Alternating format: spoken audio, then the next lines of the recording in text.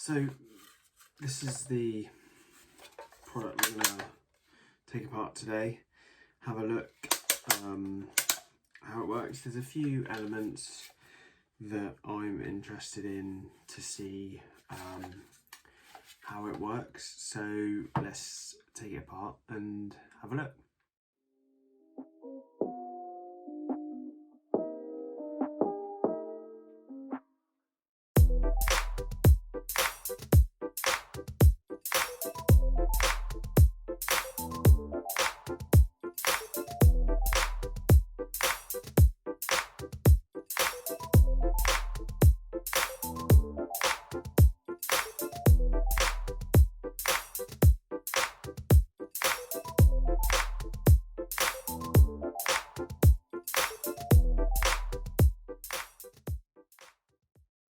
So we got the torch opened up, and we're going to take a look and see what we can learn from how they've designed it and how they've manufactured it. So the first thing that's standing up to me is there's a different profile to make the cases together here. Previously on the other part they used male-female pips, but on this part they've gone for a male-female sort of profile that matches the case profile. So you can see here this half is the male profile, and then this would sit into a female profile. And this can be quite common in sort of casings, anything that moulds in two halves, and it can be useful because it gives you a nice sort of defined feature when you're assembling it, but also it can help with ingress, maybe splash ingress or dust ingress, because it can form like a labyrinth around the perimeter of the product, so that's quite nice.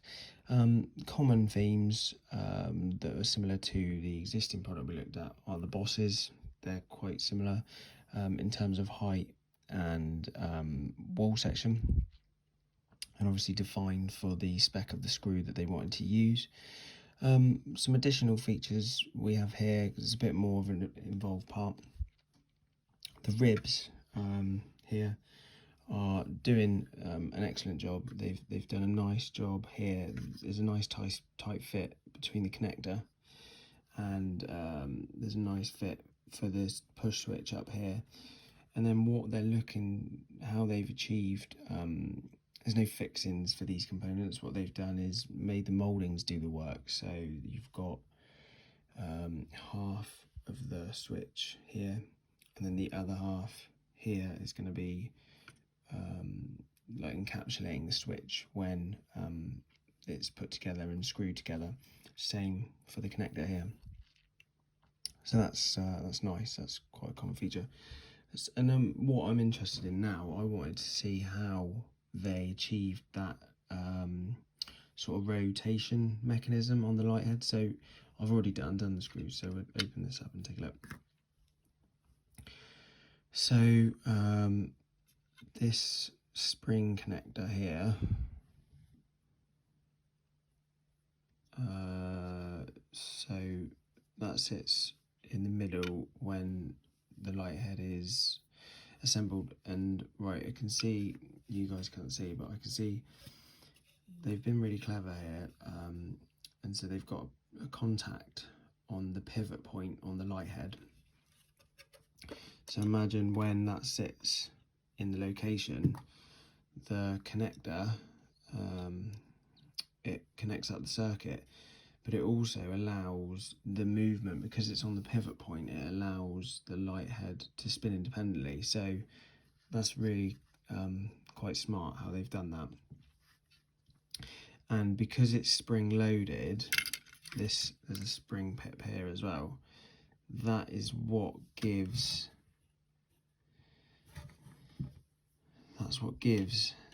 the that allows it to move. And then when the resistance on the spring, when it engages into the one of those grooves that you can see there, it locks into place, and then it's enough. They've obviously worked out that it's enough. There's enough resistance. It's not so tight that you can't get it out of the groove when it's there.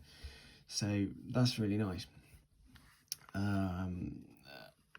That's things like that are really interesting to see, and you can see it here on the part that I haven't taken apart. So that's the connector, and that's spring loaded. Similarly, that one's, and I guess also what helps with them being spring loaded is that it helps the assembly, because if you imagine trying to get the two case halves together and then you've got to slide this in, if that was a rigid part, you would struggle to get this in. So this is all good stuff, you know, design for manufacture, design for assembly. It's things you need to think about when you're designing parts, especially if they're going to be of volume and they're going to be assembled. And this this little push switch cover, is just, again, it's encapsulated in the moulding, and it's just held there between the two case halves, so there's no unnecessary work. Yeah, it's really interesting actually. And you can see these points here will most likely be the feed points from the moulding, so where they got moulded. And if we can look closely at the moulding, so you've got some ribs in here, and you've got like ejector marks and stuff. So it's all similar stuff we're seeing on the other part. Yeah, very interesting. But today I was mainly focusing on I wanted to see what mechanism they'd used inside the light head, and just generally have a look at some of the moulding aspects. So that's it for today, guys. Hope you enjoyed. See you next week.